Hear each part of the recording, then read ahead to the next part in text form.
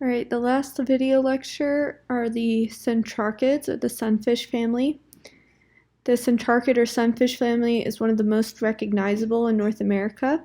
It's fairly diverse with 20 species, with the center of diversity in central to southeastern US, where they are common to warm water lakes and streams. In Montana, there are 8 species, all of them are introduced. Note their deep body and spiny and soft dorsal fins that are joined together. Males build nests in the spring on gravel, sand, or silty substrate and guard the eggs and young fry. They fan the eggs to provide oxygen exchange. Other identifying characteristics are the spines on the anal fin and the location of the pelvic and pectoral fins nearly in line with each other.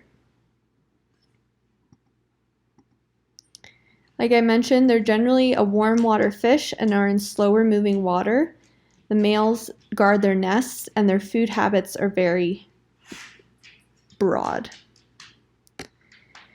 The economic value of bass fishing alone is a multi-billion-dollar industry.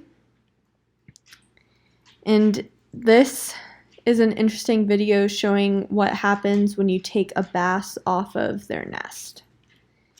Centrarchids are often the first fish species caught by kids.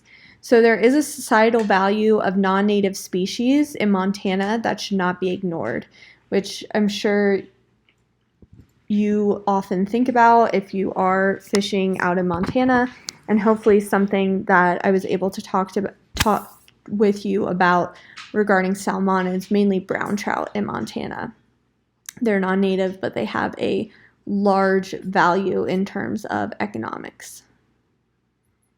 So the first species we have are the sunfish. These 3 species are often the first fish caught by many young kids. They can be distinguished by their mouth size, coloration, and the opercular flap. Bluegills are one of the most common species in the U.S. after rainbow trout. They're common to lakes, ponds, and slow river sections. They have small mouths and long gill rakers and mostly eat plankton and small insects. Note the single dark blotch at the posterior base of the dorsal fin that is absent in pumpkin seed, but there's 2 blotches on the green sunfish. Pumpkin seed are quite colorful and they're similar in size and shape to bluegills, but they do have a different opercular flap. It's black with no margin in bluegill, and in pumpkin seeds it has a red margin. Both have small mouths compared to the larger mouthed green sunfish. They have clear edges to the opercular flap. Pumpkin seed have shorter, stubbier gill rakers and feed on small snails and aquatic insects. Green sunfish are more robust. They have larger mouths and feed on insects and small fish. They have been a problem in many waters where they're non-native, as they're fairly tolerant to a range of environmental conditions and persist in the headwaters of small warm water streams where they prey on native minnows and other species, sometimes to those native fish demise. This is a great table, one that could be on a test for you to fill out, hint, that shows the differences between bluegill, green sunfish, and pumpkin seed. Once again, I would study this table and be prepared to completely fill it in on a test. The 2 crappie species can be difficult to tell apart at first glance, but note the difference in the dorsal fin size and position, with the white crappie having fewer spiny dorsal fin rays and the fin set further back on the body. Note too the dark blotch on the operculum in white crappie. White crappie are more silvery in color versus the very dark nature of black crappie. Their habits are quite different. White crappie are tolerant of turbid water, where black crappie require clear water with vegetation. Both of them eat insects and plankton when they're smaller, and they switch to minnows and small fish when larger. The best known fishery in Montana is a quite good black crappie fishery in the Tongue River Reservoir, where they are abundant and support a very popular Memorial Day fishery during their spawning period. They have similar spawning behavior as other sunfishes. Largemouth bass are a very popular sport fish in many parts of the U.S., and while they're found in a few spots in Montana, temperatures are too cold to achieve much growth, though they do reproduce. Note the distinctive lateral band absent from smallmouth bass, and the much larger lower jaw, giving it its name.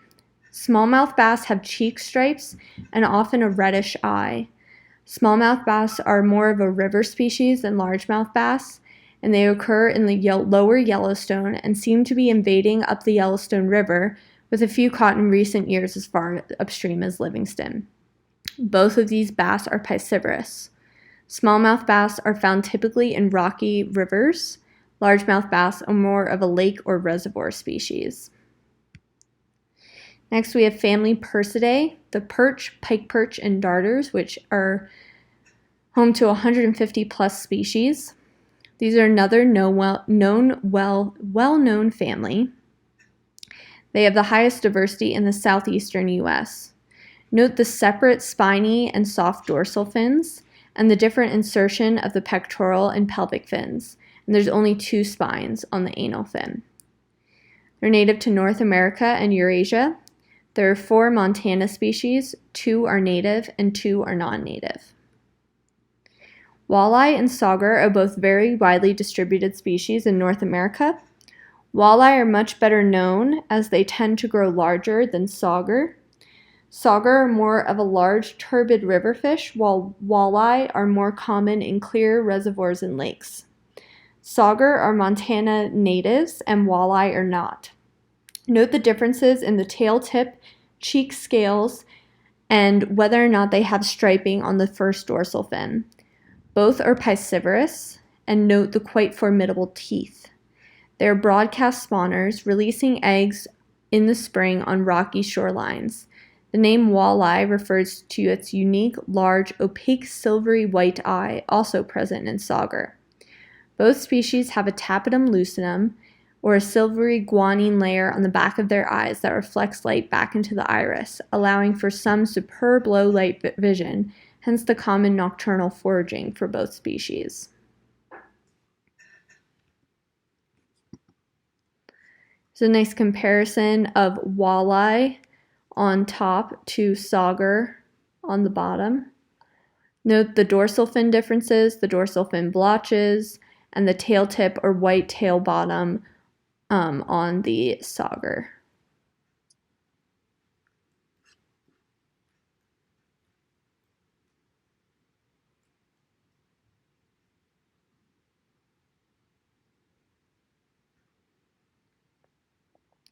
Next we have yellow perch. They are non-native.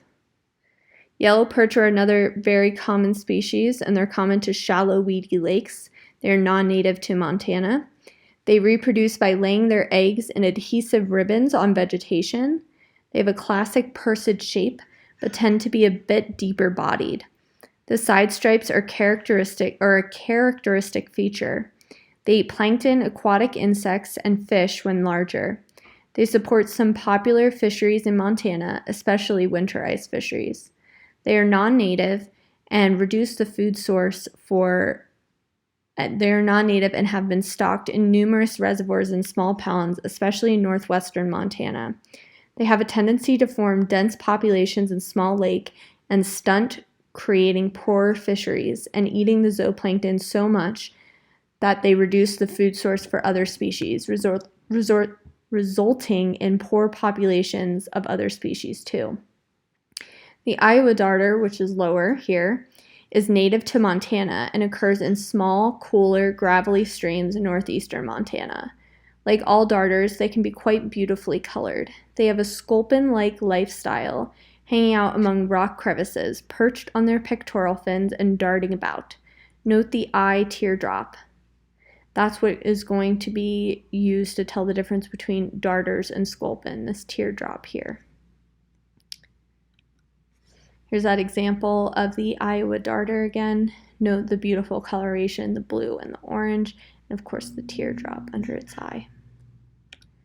And finally, the last fish for ichthyology are the drum or Cyanidae. The drum family are primarily a marine family and actually are quite common in marine nearshore areas, comprising numerous different croakers and drums. The freshwater drum is native to Montana and fairly common in large eastern rivers and reservoirs. All croakers and drums, as their name implies, make a lot of noise, as they have a connection to their swim bladder that they can produce sound. They also have some quite large otoliths that are fashioned into unique earrings. They are pelagic spawners, releasing eggs in the spring as part of large aggregations. They feed primarily by grubbing along the bottom and crushing invertebrate prey with powerful pharyngeal teeth. Note that their lateral line extends well onto the caudal fin. You may confuse these with the river carpsucker, but you're not going to, because the river carpsucker has one dorsal fin while the drum has two dorsal fins, one spiny and one soft. And then, of course, the most distinguishing characteristic is the fact that its lateral line extends into its caudal fin. So that's all we have for the video lectures now, or the lab portion of ichthyology. You will now have your final exam that will be posted on D2L online, similar to your last exam, and this final exam that you'll be taking will be comprehensive, so be ready to be asked questions about any of the fishes that you've learned in class so far. Thanks for listening. Let me know if you have any questions, and have a great summer.